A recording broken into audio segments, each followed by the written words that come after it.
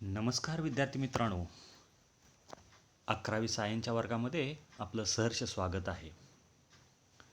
जीवन विकास संस्था, महाराष्ट्ररत्न वि. स. पागे कृषी माध्यमिक विद्यानिकेतन व कनिष्ठ महाविद्यालय तासगाव या नामांकित शाळेमध्ये आपण प्रवेश घेतला आहात, त्याबद्दल आपलं सहर्ष स्वागत. आज आपण ॲग्रिकल्चर सायन्स अँड टेक्नॉलॉजी म्हणजेच कृषी विज्ञान व तंत्रज्ञान, याचा कोड आहे 75, या विषयाची ओळख आजच्या लेक्चरमध्ये आपण बघणार आहे. त्याचबरोबर करिअर इन ॲग्रिकल्चर, ॲग्रिकल्चरमध्ये तुम्ही कोणत्या शाखेमध्ये जाऊ शकता, ॲग्रिकल्चरचा स्कोप काय आहे, ॲग्रिकल्चरचं पुढची दिशा शिक्षणाची आपण या आजच्या व्हिडिओमध्ये बघणार आहात.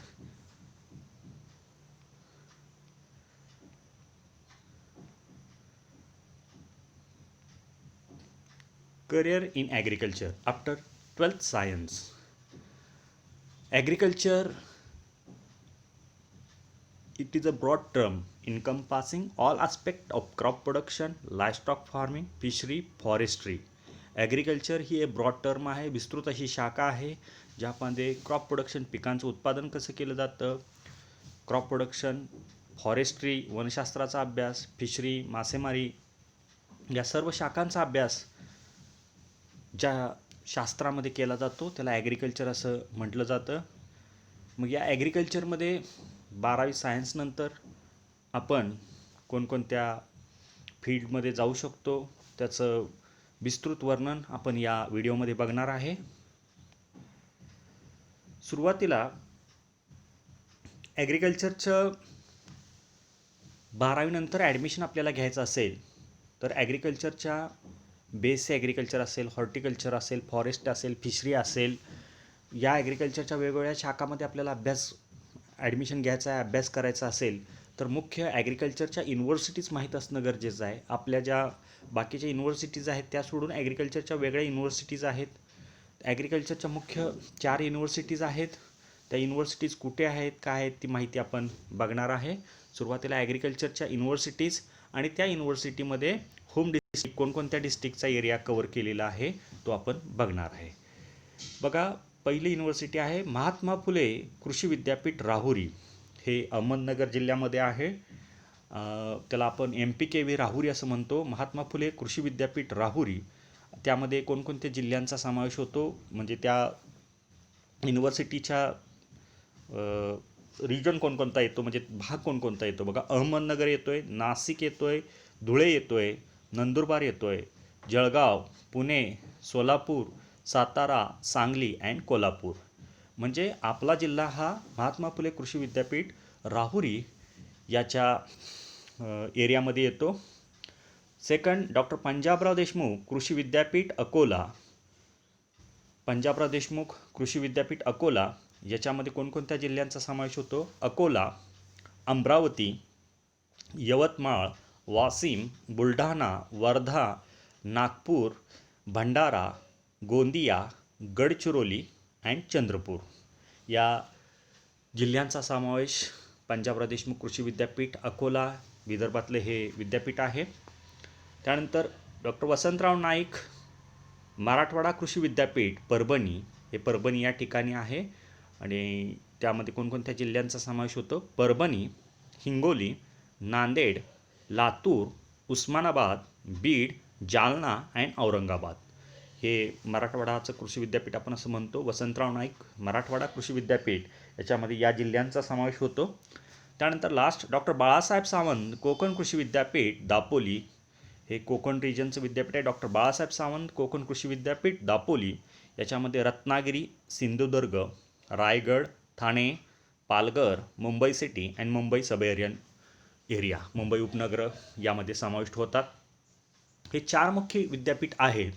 या 4 मुख्य विद्यापीठामध्ये प्रत्येक आपल्या महाराष्ट्रामधील प्रत्येक जिल्ह्यांचं कामाच्या दृष्टीनं किंवा भौगोलिकदृष्ट्या 4 ठिकाणी विद्यापीठ तयार केलेली आहेत, वसवलेली आहेत. या 4 विद्यापीठाच्या देखरेखीखाली हे प्रत्येक जिल्ह्यांचा समाविष्ट केले आहेत.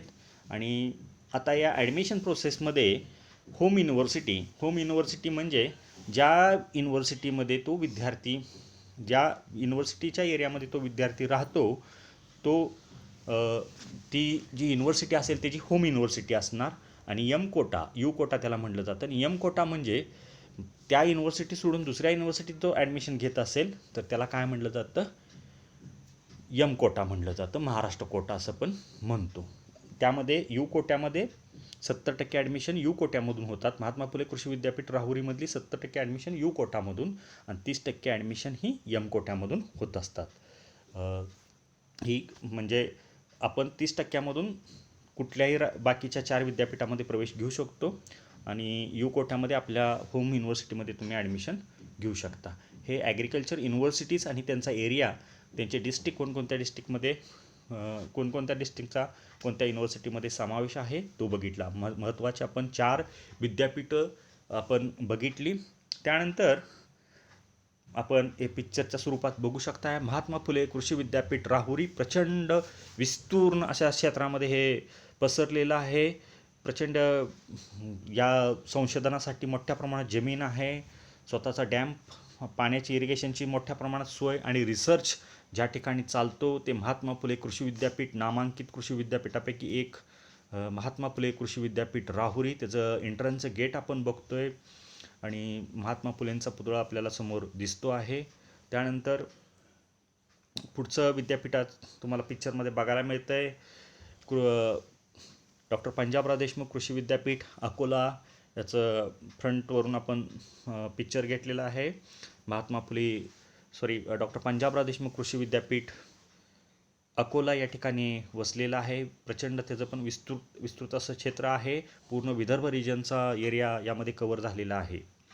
त्यानंतर पुढचं विद्यापीठ आहे डॉक्टर वसंतराव नाईक कृषी विद्यापीठ, मराठवाडा कृषी विद्यापीठ परभणी या ठिकाणी हे बसलेलं आहे. त्याचं पण विस्तृत असं पिक्चर तुम्हाला बघायला मिळतं आहे. हे परभणी या ठिकाणी आहे.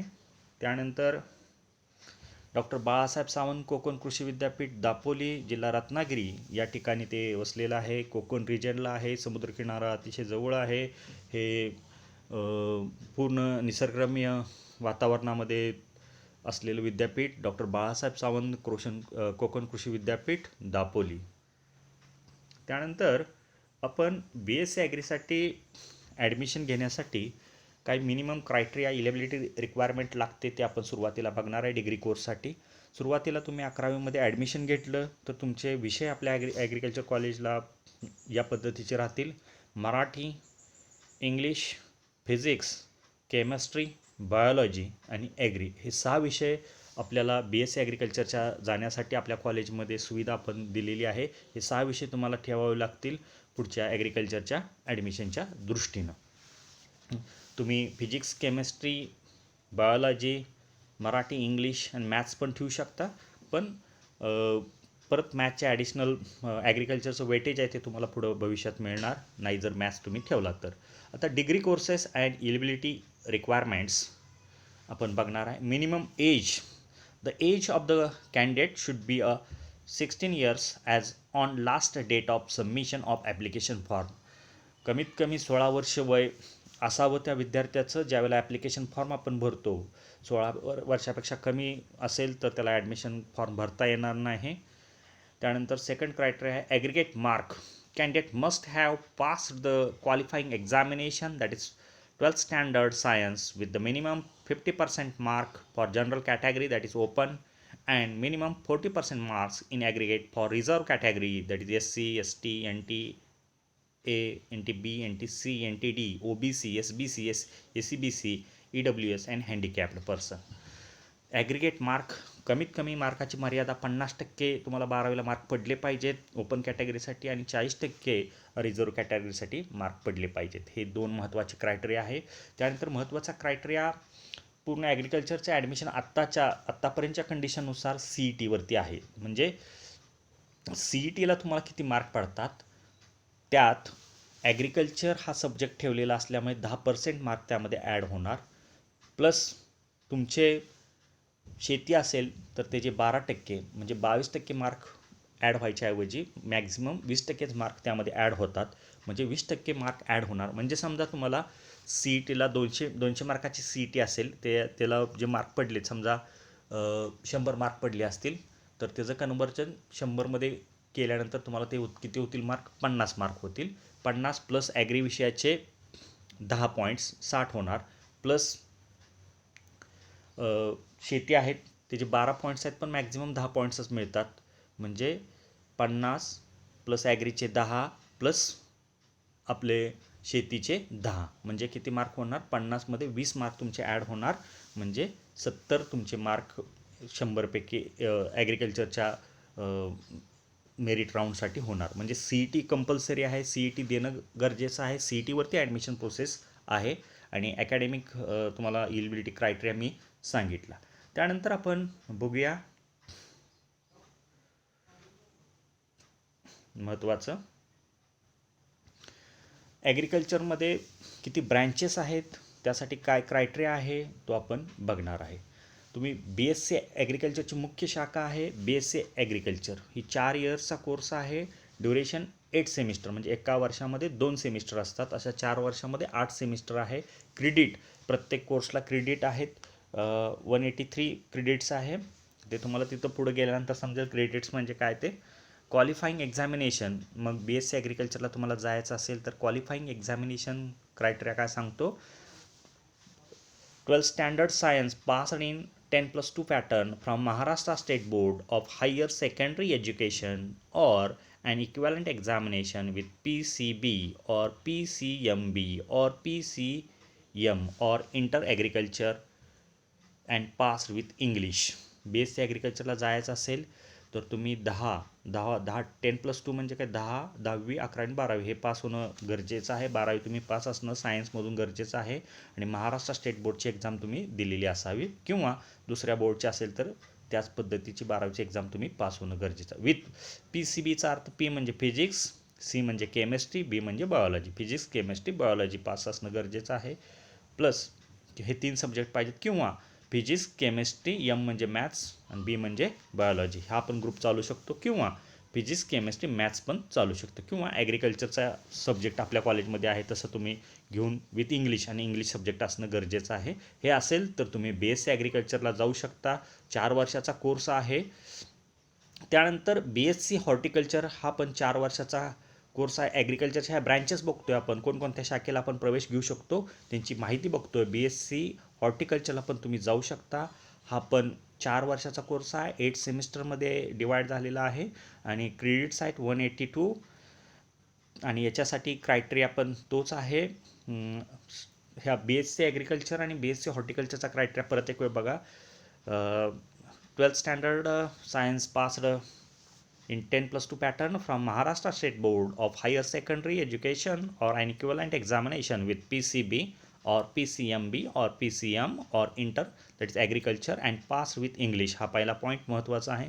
परत तुम्ही B S C agriculture, B S C हॉर्टिकल्चरला जायचं असेल तर those who have not offered biology और mathematics shall have to complete deficiency course as prescribed by the respective university.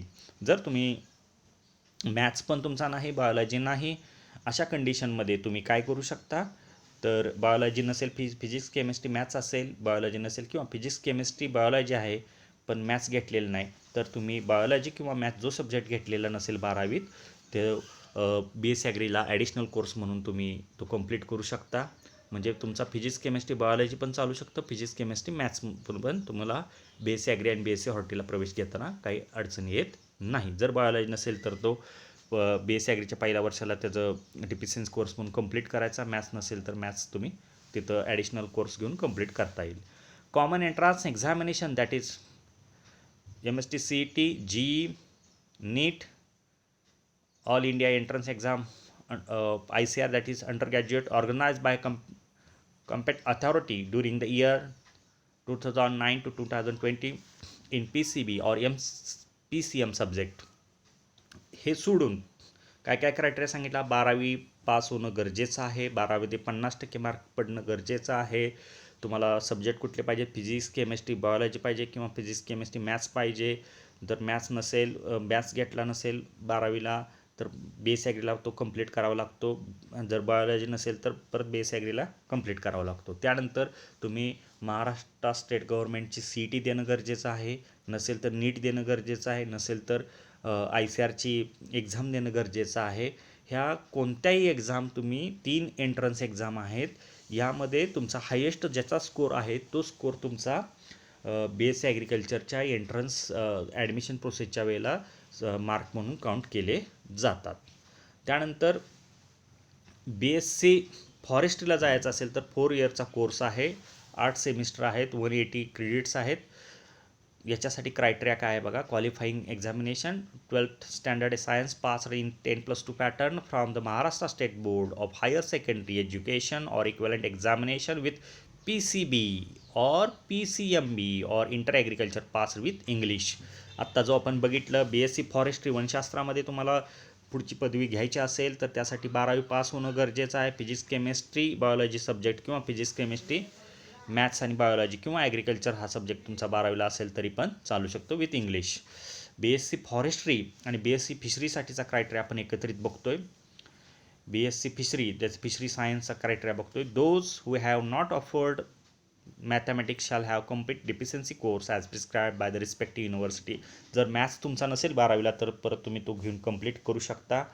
आणि त्याच्यासाठी त्यानंतर त्याचबरोबर तुम्ही कॉमन एंट्रन्स एक्झामिनेशन देणं गरजेचं आहे. नीट आहे, JEE आहे, CET आहे, नीट आहे, MSc CET आहे आणि ICAR एक्झाम तुम्ही देऊ शकता.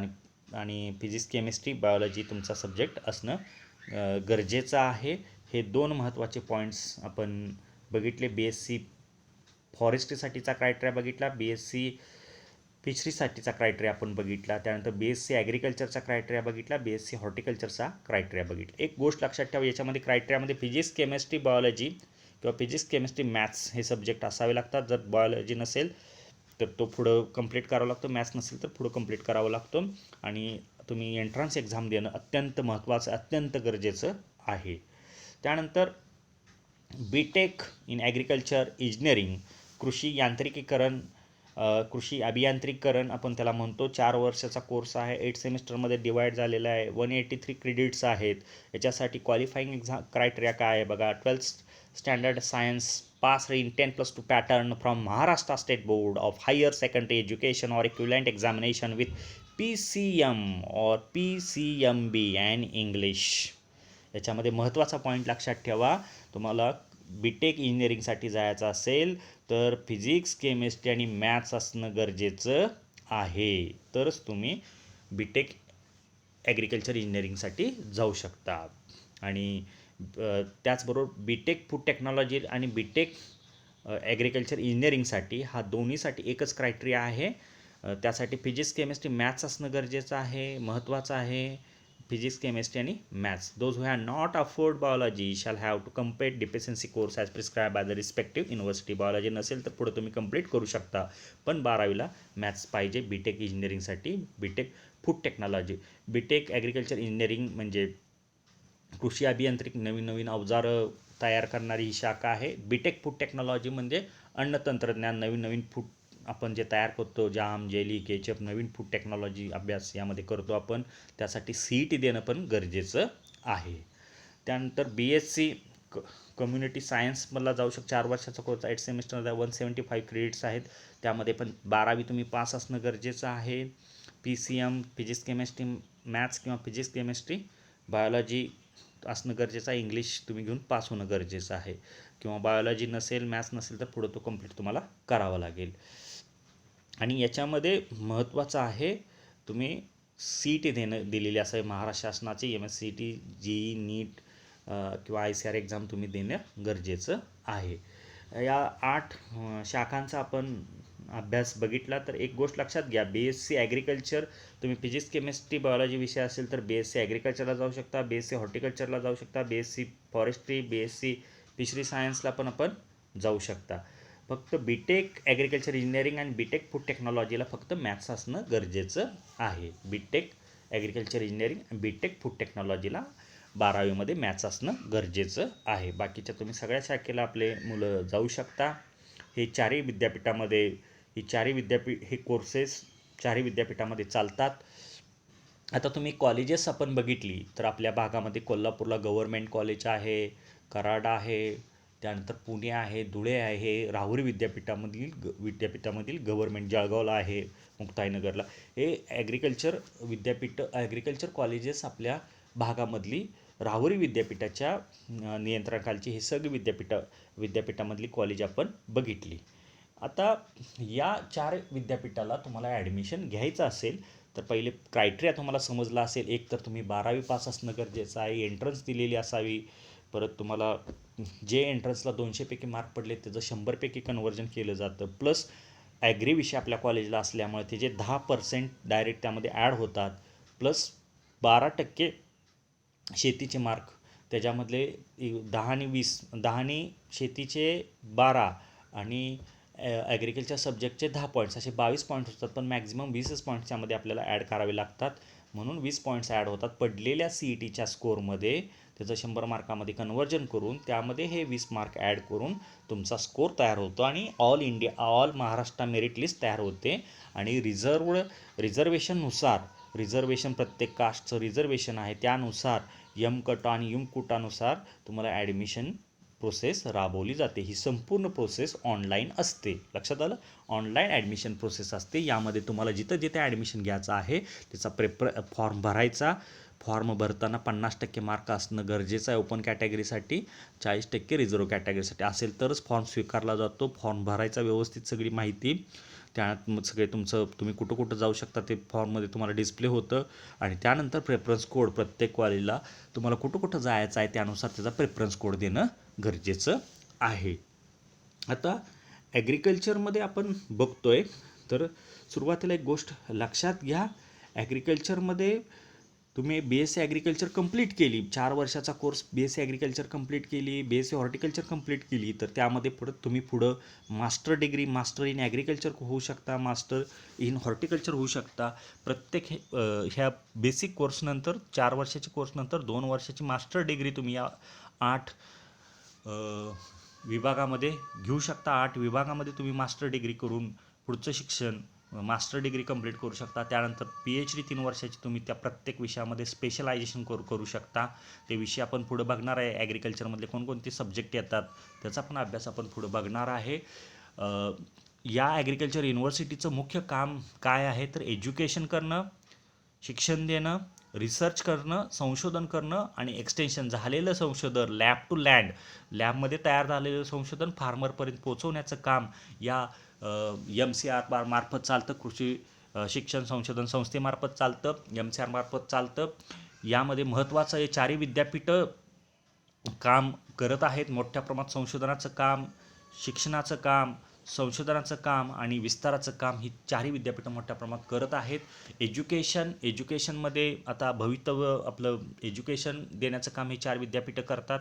तुम्हाला पुढच्या दृष्टीनं जॉबमध्ये जर जायचं असेल तर तुम्ही ॲग्रिकल्चर विद्यापीठामध्ये ज्युनियर रिसर्च सायंटिस्ट होऊ शकता, सिनियर रिसर्च सायंटिस्ट होऊ शकता. जॉबच्या संधी मी सांगतोय तुम्हाला, ज्युनियर रिसर्च सायंटिस्ट होऊ शकता, सिनियर रिसर्च सायंटिस्ट होऊ शकता. त्यानंतर assistant professor, associate professor, dean वगैरे अशा या सगळ्या पोस्ट ॲग्रिकल्चरच्या एज्युकेशनच्या संबंधित तुम्ही मिळवू शकता. आणि प्रशासकीय सेवेमध्ये एज्युकेशनच्या बाबतीत मोठ्या प्रमाणात अजून ॲग्रिकल्चर डिपार्टमेंटमध्ये तुम्ही जाऊ शकता. ॲग्रिकल्चर डिपार्टमेंटमध्ये कृषी खात्यामध्ये कृषी अधिकारी म्हणून काम करू शकता, ग्रामविकास अधिकारी म्हणून काम करू शकता. या ॲग्रिकल्चरमधनं तुम्ही वेगवेगळ्या फील्डमध्ये जाऊ शकता. त्यानंतर रिसर्च करू शकता. ॲग्रिकल्चरमध्ये संशोधन करायचं आहे तुम्हाला, एखाद्या नवीन व्हरायटी तयार करायच्या आहे, नवीन पेस्टिसाईड तयार करायचे आहे, नवीन मायक्रोन्यूट्रिएंट बनवायचे आहेत, नवीन संशोधन करायचं आहे ॲग्रिकल्चरमध्ये, तर तुम्ही रिसर्चमध्ये सुद्धा जाऊ शकता. Master degree, post graduation, PhD वगैरे करून त्यामध्ये तुम्ही रिसर्च करू शकता. एक्सटेन्शन करू शकता. एक्सटेन्शनमध्ये ॲग्रिकल्चरमध्ये तयार झालेलं माहिती शेतकऱ्यांच्यापर्यंत पोहोचवण्याचं काम करू शकता. मोठमोठ्या प्रायव्हेट कंपन्यांमध्ये तुम्ही काम करू शकता. खाजगी जी काही कंपन्या आहेत त्यामध्ये तुम्ही काम करू शकता. झालेलं संशोधन शेतकऱ्यापर्यंत पोहोचवण्याचं काम करू शकता. शेतकऱ्यांना गाईडलाईन करू शकता, कन्सल्टन्सी करू शकता. हे प्रचंड विस्तारलेली क्षेत्र ॲग्रिकल्चरमध्ये तुम्हाला बघायला मिळतील. ॲग्रिकल्चरमध्ये करिअरच्या स्वरूपात तुम्ही बघायला गेलात तर अजून मोठ्या प्रमाणात ॲग्रिकल्चरमध्ये आपण जाऊ शकतो. ॲग्रिकल्चरमध्ये हे झालं एज्युकेशन, रिसर्च आणि एक्सटेन्शनच्या संबंधित आपण जॉबच्या संधी बघितल्या. त्यानंतर ॲग्रिकल्चरमध्ये बँकिंग सेक्टरमध्ये तुम्ही जाऊ शकता. प्रत्येक नॅशनल बँकिंगमध्ये ॲग्रिकल्चर ऑफिसर नियुक्त होऊ शकता. त्याद्वारे ग्रामीण विभागाला लोन पास करणं, शेतकऱ्यांना लोन देणं, सुविधा देणं याचं काम तुम्ही करू शकता. त्यानंतर मोठ्या प्रमाणात तुम्ही स्वतःचा खाजगी व्यवसाय, शेती उत्तम प्रकारे तुम्ही करू शकता. अधिकचं ज्ञान घेऊन high technology, greenhouse, polyhouse किंवा टिश्यू कल्चर लॅबोरेटरी अशा वेगवेगळ्या मॉडर्न टेक्नॉलॉजीचा तुम्ही आपल्या शेतामध्ये उपयोग करू शकता. आधुनिक पद्धतीची शेती करू शकता. आणि महत्त्वाचं म्हणजे एक देशाचा चांगला सुजाण नागरिक तुम्ही या ॲग्रिकल्चरमधून बनू शकता. ॲग्रिकल्चरमध्ये हे झालं ॲग्रिकल्चर रिलेटेड जॉबच्या संधीच. आणि जास्तीत जास्त ॲग्रिकल्चर सेक्टरची मुलं मोठ्या प्रमाणात MPSC आणि UPSCमध्ये सुद्धा प्रविष्ट होतात. चांगल्या मार्कानं MPSC आणि UP चांगल्या पोस्ट मिळवलेल्या आहेत. आपल्या कॉलेजचंच उदाहरण सांगायचं गेलं तर UPSCमधून मुलं पासआउट झालेली आहेत, MPSCमधून पासआउट झाले तर राज्यभरात वेगवेगळ्या खात्यामध्ये अधिक जोमानं चांगल्या प्रकारे ती मुलं काम करत आहेत. आणि सगळ्यात जास्तीत जास्त पोस्ट आपल्या कॉलेजमधील मुलांनी मिळवलेल्या आहेत. या संधी आपण या ठिकाणी बघितल्या. ॲग्रिकल्चरमध्ये एज्युकेशन, रिसर्च आणि एक्सटेन्शन ही तीन थेरीचा उपयोग करून काम चालतं विद्यापीठामार्फत. त्यानंतर ॲग्रिकल्चरची हे आपण स्कोप बघितला, करिअर बघितलं. त्यानंतर आता सुरुवातीला ॲग्रिकल्चरची इंट्रोडक्शन असणं गरजेचं आहे. मी ॲग्रिकल्चरची माहिती तुम्हाला सांगत आलो, पण ॲग्रिकल्चरची इंट्रोडक्शन आता खऱ्या अर्थानं आता आपण बघणार आहे. ॲग्रिकल्चर म्हणजे काय? Agriculture is the backbone of our Indian economy. भारतीय अर्थव्यवस्थेचा कणा, बॅकबोन असं ॲग्रिकल्चरला म्हणलं जातं. Agriculture is the backbone of our Indian economy. India is a country of village with more than 70% of total population belongs to village. Bharat हे खेड्यांचं शहर आहे असं म्हटलं जातं. भारत याच्यामध्ये 70% भारत हे खेड्यांचं राष्ट्र आहे असं म्हटलं जातं. भारत हे खेड्यांचं राष्ट्र आहे असं म्हटलं जातं. का तर 70% लोक ही खेड्यात राहतात आणि मोठ्या प्रमाणात शेती आणि शेतीपूरक व्यवसायावरती अवलंबून आहेत.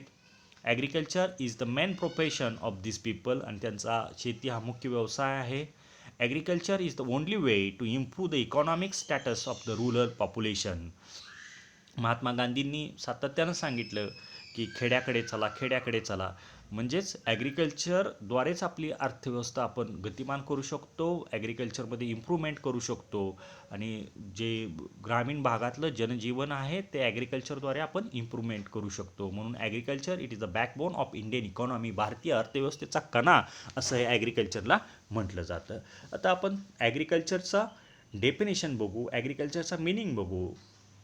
Agriculture it is an art, science and the business of producing crops and livestock for economic purpose. Agriculture हे आर्ट आहे, कला आहे. ॲग्रिकल्चर हे सायन्स आहे, शास्त्र आहे. अँड कॉमर्स पण आहे आपण पुढं म्हणतो. And the business of producing crops and livestock for economic purpose. It is an art. Art म्हणजे कला आहे. ॲग्रिकल्चर म्हणजे शेती करणं ही सुद्धा कला आहे. शेती करायची, पेरणी करायची, त्यासाठी कला लागते. काय कसं येऊन करून आपण काम करू शकता. सायन्स आहे, शास्त्र आहे. पीक उगवणं, औषध माल, त्याच्यावरती कीड असेल तर नियंत्रण कसं करणं, हे शास्त्र आहे. त्याच्या पाठीमागं बिझनेस आहे. तयार झालेला माल मार्केटमध्ये विकणं हा बिझनेस आहे. बिझनेस ऑफ प्रोड्युसिंग क्रॉपचं उत्पादन कधी घ्यायचं, काय करायचं, डिमांड, मागणी यावरती आधारित क्रॉपचं भवितव्य आहे.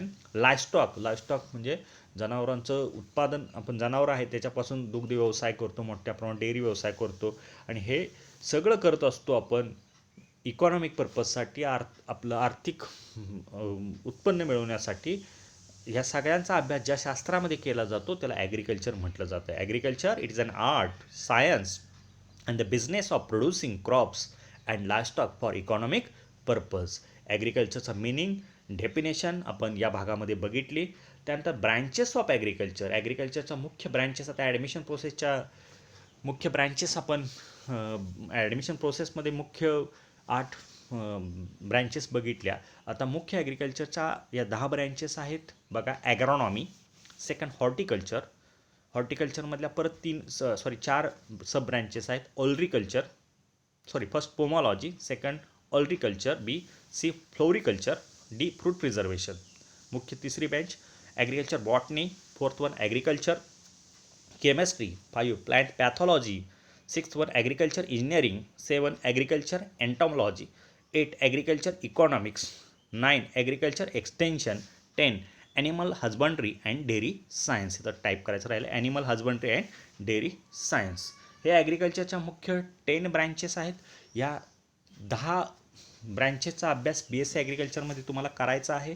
प्रत्येक ब्रँचची माहिती आपण थोडक्यामध्ये बघणार आहे, मिनिंग बघणार आहे, तुम्हाला समजण्यासाठी तो गरजेचा आहे. द ब्रँच ऑफ ॲग्रिकल्चर आपण बघतो. पहिली agronomy. It is the branch of agriculture which deals with the cultivation of crop in relation to soil and climate. Agro meaning soil, nomos means management, that is soil management, cultivation of field crop. ॲग्रॉनॉमीमध्ये आपण it is the branch of agriculture, ही ॲग्रिकल्चरची एक शाखा आहे which deals with the cultivation of crop, पिकांचं लागवड कशी करायची, लागवड कशी करायची, आणि सॉईल आणि माती आणि वातावरण याचं मॅनेजमेंट कसं करायचं आणि त्यामधून पीक उत्पादन चांगल्या प्रकारे घ्यायचं, याची संपूर्ण माहिती ॲग्रॉनॉमीमध्ये बघायला मिळते. यामध्ये आपल्याला ज्वार, बाजरी, व्हीट, गहू आपण त्याला म्हणतो, पॅडी, भात, या सगळ्या पिकांचं डिटेल कल्टिवेशन ॲग्रॉनॉमीमध्ये पिकांच्या उत्पादनाच्या संबंधी माहिती आपल्याला बघायला मिळते. ज्या शास्त्रामध्ये पिकांच्या संबंधी माहिती विस्तृतमध्ये बघायला मिळते त्या शास्त्राला काय म्हटलं तर ब्रँचला ॲग्रॉनॉमी असं म्हटलं जातं. हे BSc ॲग्रीमध्ये तुम्ही हा कोर्स बघू शकता. याच्यामध्ये MSc करू शकता, याच्यामध्ये PhD पण तुम्ही करू शकता. हे branch of agriculture, that is first one agronomy. Then second one horticulture म्हणजे काय. It is the branch of horticulture. Horticulture means it is the branch of agriculture. ही ॲग्रिकल्चरची उपशाखा आहे which deals with cultivation of fruit crop. याच्यामध्ये ॲग्रिकल्चरची उपशाखा आहे आणि याच्यामध्ये फ्रूट क्रॉपचा, फळांचा स्टडी, व्हेजिटेबल पालेभाज्यांचा स्टडी, फुलांचा अभ्यास, फ्रूट प्रिझर्वेशन, जे उत्पादन झालेली फुलं आहेत त्याचं प्रिझर्वेशन, त्याच्यापासून प्रिझर्व प्रोडक्ट कसे बनवायचे याची माहिती या हॉर्टिकल्चरमध्ये आपण बघतो. त्या ब्रँचला हॉर्टिकल्चर, फळबाग लागवड शास्त्र असं म्हटलं जातं. आता या हॉर्टिकल्चरच्या ब्रँचेस ऑफ हॉर्टिकल्चर बघा. First one pomology. पोमॉलॉजी म्हणजे काय. It is the branch of horticulture which deals with cultivation of fruit. ज्यामध्ये फक्त फळांचा अभ्यास केला जातो त्या शाखेला काय म्हणायचं, pomology. Pomology means it is the branch of horticulture which deals cultivation of fruit crop. Fruit crop म्हणजे कुठलं, समजा मला पपया, ग्रेप, बनाना, संत्रा, याचा अभ्यास बघायचा असेल तर कुठल्या शास्त्रात बघणार, पोमॉलॉजी. ठीक आहे. त्यानंतर next one floriculture. It is the branch of horticulture which deals with the cultivation of flower. ही ॲग्रिकल्चरची, it is the branch of horticulture, हॉर्टिकल्चरची शाखा आहे which deals with cultivation of flower crop. Flower crop, फक्त फुलांचा अभ्यास ज्या शास्त्रात केला जातो त्याला फ्लोरिकल्चर म्हटलं जातं. फळांचा अभ्यासला पोमॉलॉजी म्हणायचं. आता फुलं कोणकोणती, रोज आहे, क्रिसॅन्थेमम आहे, मॅरीगोल्ड आहे, या सगळ्या फुलांचा अभ्यास ज्या शास्त्रात केला जातो त्याला काय म्हणायचं, फ्लोरिकल्चर. त्यानंतर fruit preservation. It is the branch of horticulture which deals with principle and practices of fruit storage and their products known as fruit preservation.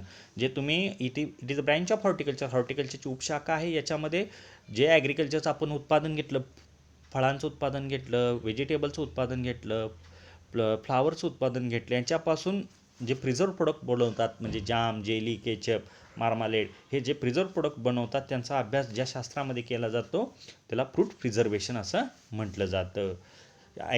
आपण हॉर्टिकल्चरच्या 4 उपशाखा बघितल्या. फर्स्ट पोमॉलॉजी. याच्यामध्ये ॲग्रिकल्चरमध्ये फर्स्ट पोमॉलॉजी आपण बघितली, फ्लोरिकल्चर बघितलं, पोमॉलॉजी बघितलं.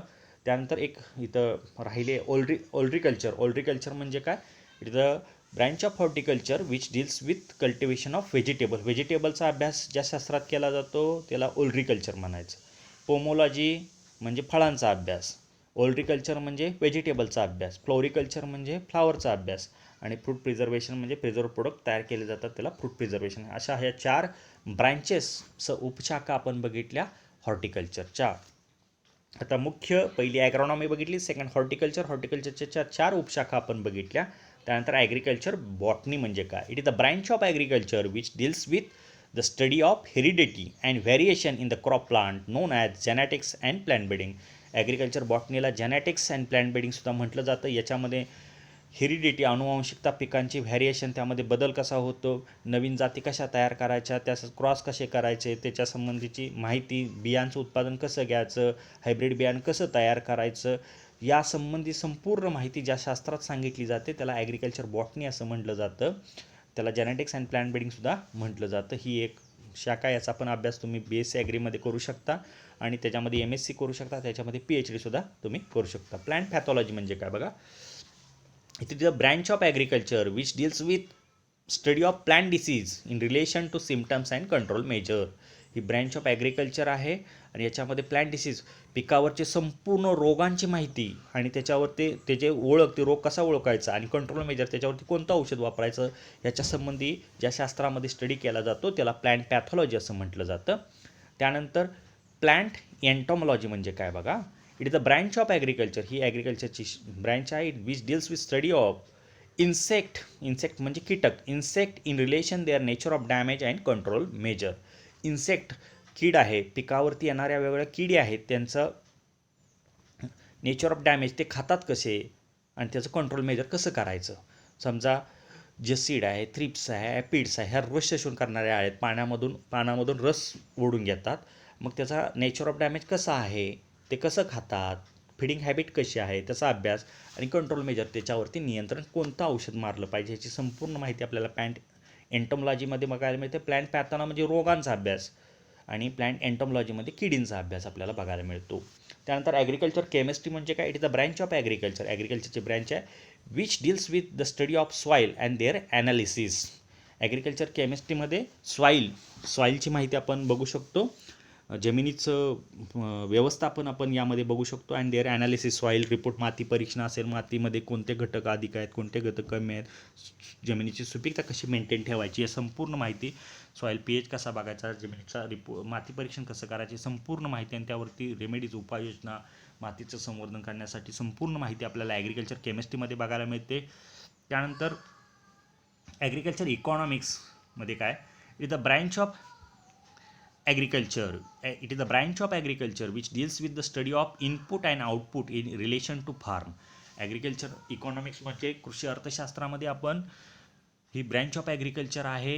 हे ॲग्रिकल्चरची ब्रँच आहे. याच्यामध्ये इनपुट आउटपुट, डिमांड सप्लाय म्हणजे पुरवठा किती आहे, आउटपुट किती म्हणजे आपण इनपुट किती घालतो, त्यामध्ये आउटपुट किती मिळतो. एखाद्या फार्म शेती करतात, द्राक्ष पीक आहे, द्राक्ष पिकामध्ये किती खर्च करतो, त्यापासून आउटपुट किती मिळतो, मार्केटमध्ये किती प्राईस मिळतात, कॉस्ट ऑफ कल्टिवेशन, एका पिकाचं खर्च किती होतो, फायदा किती होतो, कॉस्ट बेनिफिट रेशिओ, याची संपूर्ण माहिती ॲग्रिकल्चर इकॉनॉमिक्समध्ये आपण बघतो. कृषी अर्थशास्त्र, आपली शेती फायद्यात आहे, तोट्यात आहे, याची संपूर्ण माहिती आपल्याला ॲग्रिकल्चर इकॉनॉमिक्समध्ये बघायला मिळते.